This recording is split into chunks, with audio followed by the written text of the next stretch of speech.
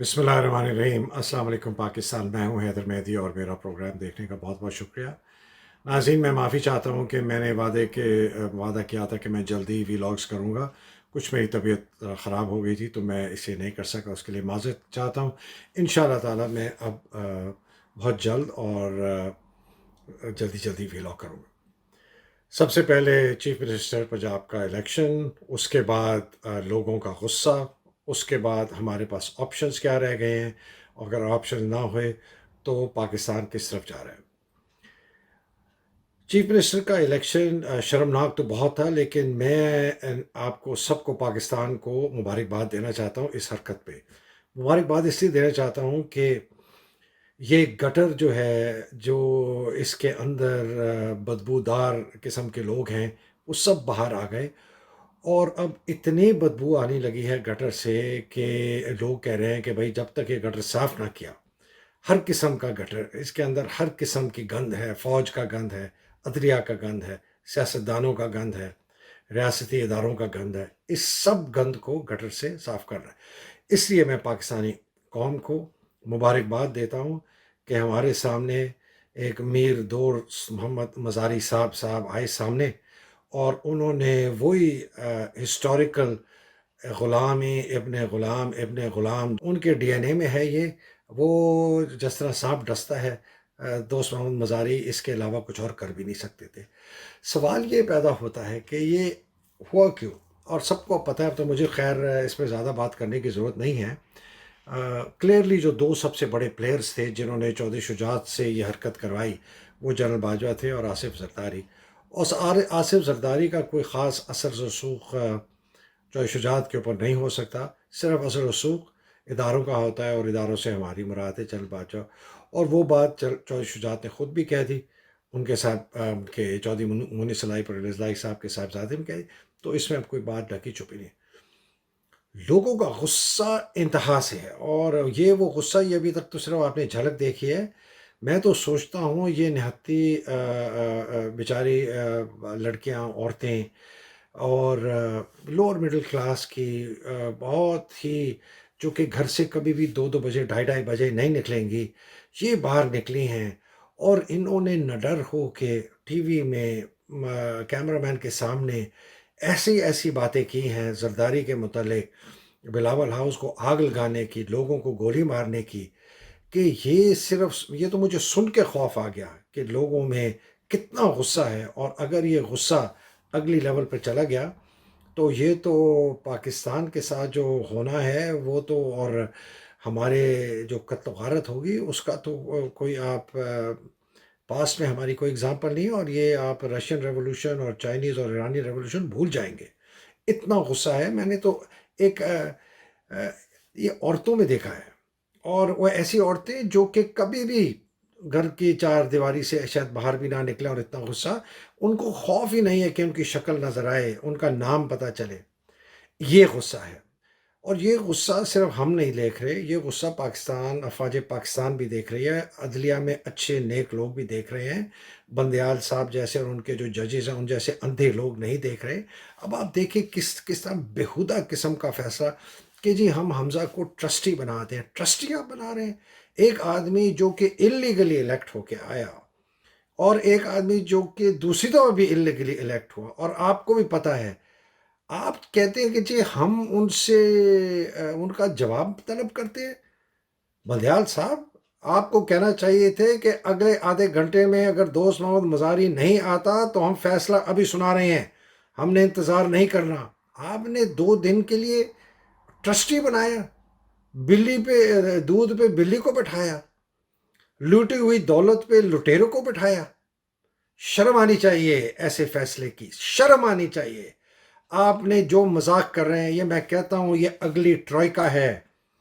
Ambitious army generals, spineless judiciary, corrupt politicians, ये troika ही जब तक नहीं टूटेगा, इनको जड़ों से उठा के फेंका नहीं जाएगा, इनको जेल की सलाखों के पीछे रखा नहीं जाएगा, इनके साथ वो किया जाए जो कि मुल्क के गद्दारों के साथ किया है, जो इंग्लिस्तान ने अपने गद्दारों के साथ किया।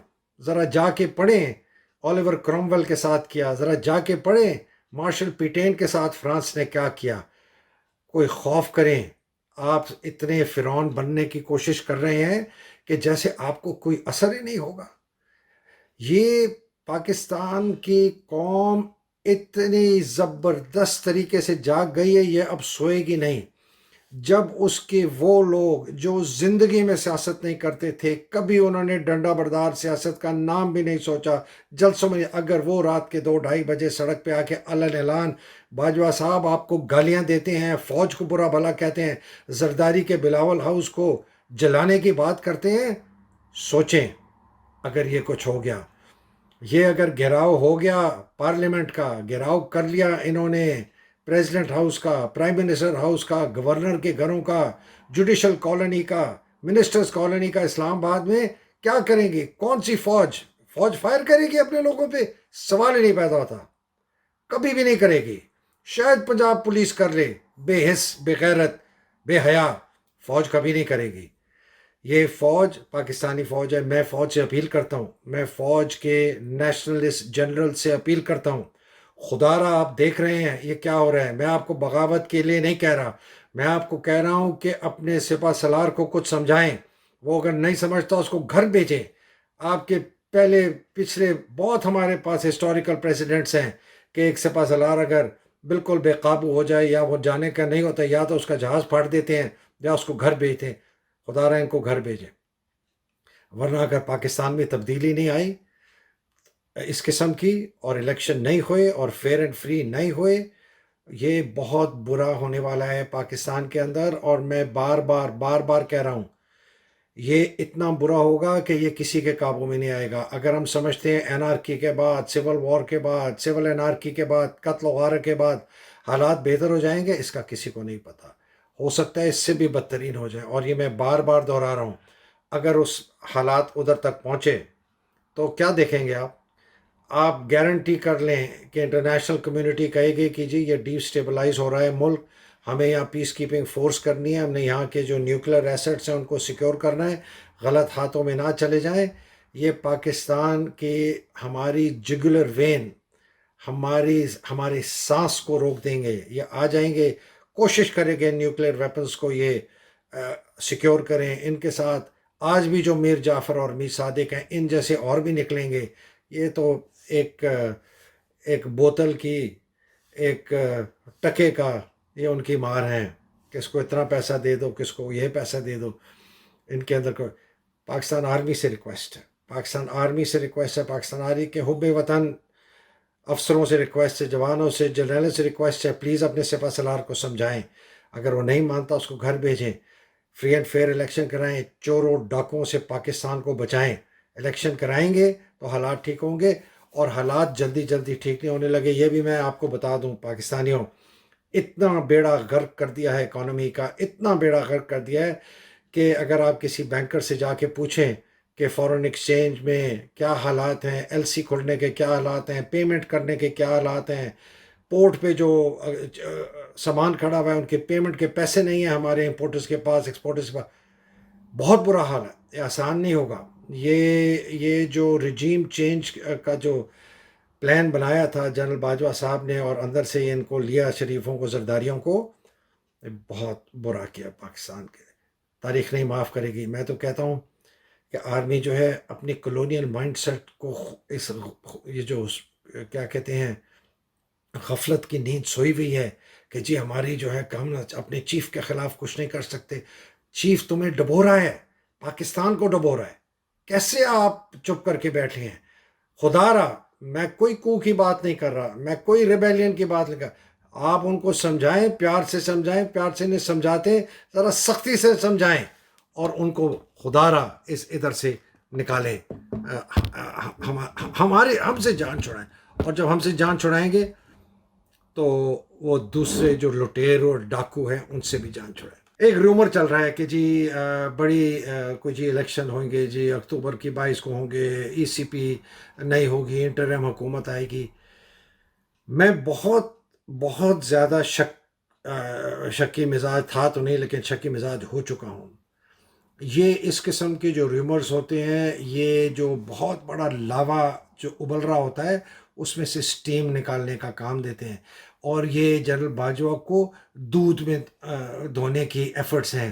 اور ایک بڑی نئی عجیب ڈرامہ سنا کہ یہ جی جنرل باجوہ نے بڑی زبردست ایک ڈسیپشن گیم کھیلی ہے کہ وہ عمران کو مقبول کرنے کے لیے، اور یہ شریف اور زرداریوں کو تو ان کو بدنام کرنے کے لیے۔ اور میں کیوں کہہ رہا ہوں یہ جنرل باجوہ کی طرف سے ہے، بیکاز ان کے قریبی لوگ مجھے کہہ رہے ہیں، جو فوج میں ان کے قریب ہیں اور جو ان کے رشتہ دار میں قریب ہیں، وہ یہ بات پہنچا رہے ہیں۔ اور ایک نے تو ڈائریکٹلی مجھے کہا، ایک صاحب کی انڈائریکٹلی آئی، ان کے بہت قریب ہیں، میں اگر ان کا نام لوں گا تو میرے دوست کا نام پتہ چل جائے گا، اور وہ ہے کہ یہ جی بڑی ڈسیپشن ہے۔ میں نے کہا یار یہ پاکستانی قوم احمق ہے، یہ پاکستانی قوم بے وقوف ہے کہ آپ ان کی اس قسم کی ڈرامے، اور یہ ایک وہ ٹٹو نما ان کا سٹوج آئی ایس آئی کا، اس نے کل بیان دیا کہ جی وہ آرمی جو ہے سافٹ انٹرونشن سے تھوڑی زیادہ انٹرونشن کرنے جا رہی ہے۔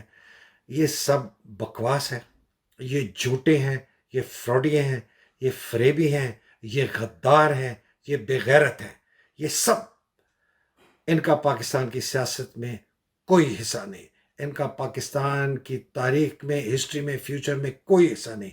ہمیں اپنی فوج سے امید ہے کہ وہ ان غداروں کو یہاں سے ہٹائے گی، فری اینڈ فیئر الیکشن کروائے گی، اور اگر الیکشن کروائے تو حالات آہستہ آہستہ ٹھیک چلیں گے۔ مشکل وقت بہت اور آنے والا ہے، اور اگر نہیں کرائیں گے سول وار ہوگی، انارکی ہوگی، بہت برا حال ہوگا پاکستان کا۔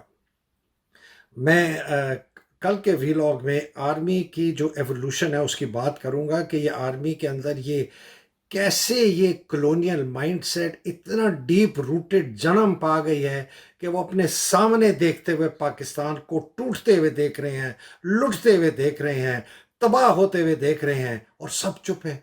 اور وہ ان کی chairman joint chief of staff جو ہے 2-3 دن پہلے ایک میٹنگ بلاتے ہیں، سارے آرمی چیفز کو اپنے ساتھ بٹھاتے ہیں، ایئر فورس کے، نیوی کو، باجوہ کو، اور کہتے ہیں جی ہم، وہ جنرل ندیم صاحب بیچارے ہیں جونیئر جنرل باجوہ کے ساتھ، ان کے سامنے ان کو چوں بھی نہیں کر سکتے، لیکن اچھے آدمی ہیں، بھلے آدمی ہیں، بڑی اچھی ریپوٹیشن ہے، ان سے ریکویسٹ ہے، اور جو اچھے کور کمانڈرز ہیں اور سٹاف آفیسرز ہیں جن کی بڑی اچھی ریپوٹیشن، جو مجھے پتہ ہے ان کے خلاف 6 کا تو مجھے نام سے پتہ ہے ان کے خلاف ہے، بہت سخت غصہ ہے ان کو، ان سے ریکویسٹ ہے۔